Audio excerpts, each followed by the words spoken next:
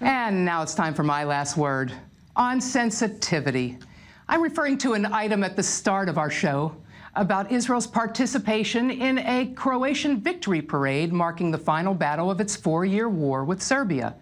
A top defense ministry official led a delegation paying tribute to Zagreb's Independence Day celebration as Israeli F-16s joined Croatian MiGs in a pass over Knin, a city that was subject to atrocities by both sides.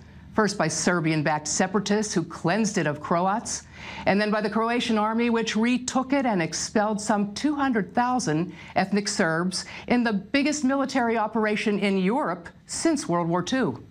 Now, Israel had good reasons to cozy up to Zagreb. It's a NATO member. Serbia is not. Croatia is looking to Israel and other Western NATO-compatible nations to upgrade its force. Serbia is looking to Russia.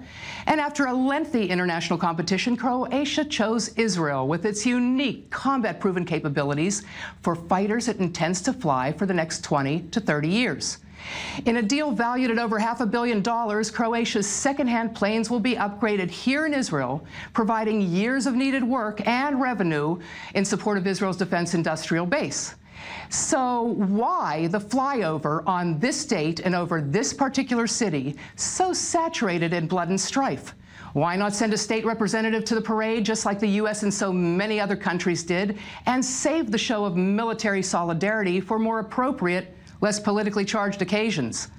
It's doubtful whether Sweden, whose Saab fighter made the shortlist in this big-ticket bid, would have agreed had it won to such an insensitive ceremonial overflight of such a sensitive site. Israel could have and should have found other ways to please its new export customer. Now, the outcry this week from Serbia was quick to come, with Belgrade's president equating Jewish genocide under Hitler to what happened to ethnic Serbs in Knin.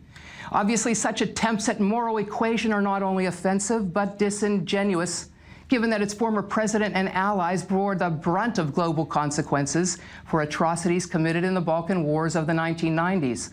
But Israel should have known better and been more sensitive to keep away from wounds that are still fresh.